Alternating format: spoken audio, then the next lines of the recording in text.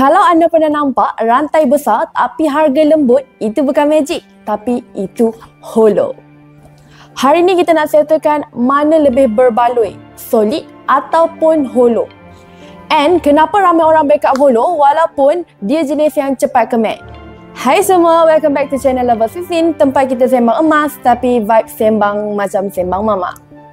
So, kalau anda tengah consider nak beli rantai, especially yang besar-besar tu, video ni memang untuk anda. Okay, first kita start dengan benda yang paling ramai orang keliru, iaitu holo versus solid. Yang pertama iaitu rantai jenis yang solid, jenis yang padu, jenis yang ada isi.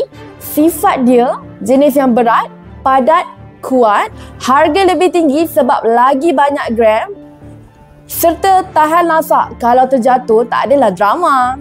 Yang kedua, rantai jenis yang holo, jenis yang kosong.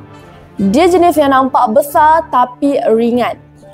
And harga jauh lebih mesra dompet. Dan juga dalam dia ada ruang. Tapi tetap emas ya, bukan plastik yang disalut emas. Ramai fikir holo ni fake. No. Purity tetap sama. Kalau 916 tetap 916. Yang bezanya isi dalamnya. Macam curry pop ada yang isi, ada yang kosong. Tapi dua-dua tetap curry pop.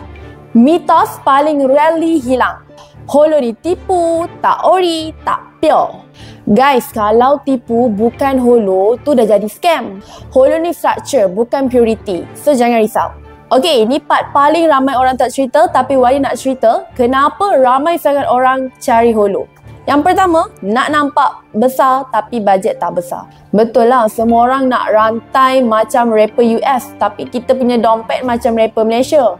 Holo ni nak bagi look cun, bulky, tapi harga tak buat jantung terhenyak. Yang kedua, lebih ringan dan juga selesa pakai. Sesiapa yang suka rantai panjang 18 inci ke atas, percayalah, kalau solid memang terasa macam gym workout free.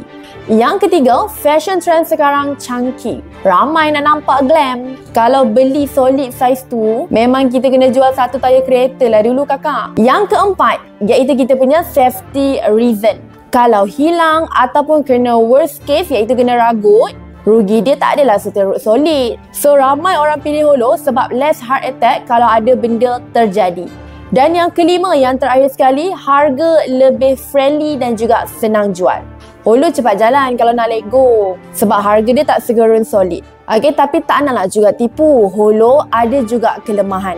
So antara kelemahan holo, dia jenis yang cepat kemek kalau hentak kuat.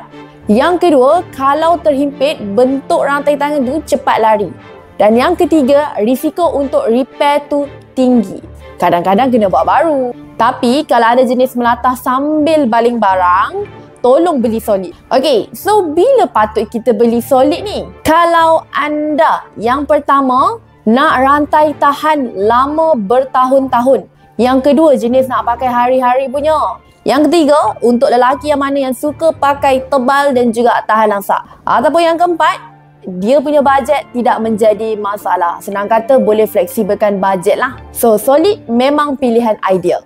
Dan bila juga kita patut beli holo ni? Kalau anda yang pertama nak nampak besar tapi nak jimat. Yang kedua, nak follow trend chunky.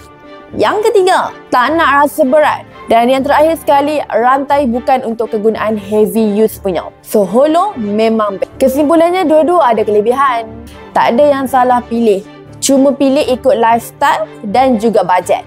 Yang penting anda tahu apa yang anda beli. Okay, so saya Wani, live host di Level 16. Akan bersiaran langsung di akaun ini. Jemput-jemput follow Wani. Kalau anda nak tengok contoh rantai solid dan juga holo, kita ada banyak dekat Level 16. Jangan lupa like, share, subscribe. Sebab lebih ramai orang subscribe, lebih cepatlah saya boleh beli rantai tangan solid sendiri. Assalamualaikum korang. Bye-bye.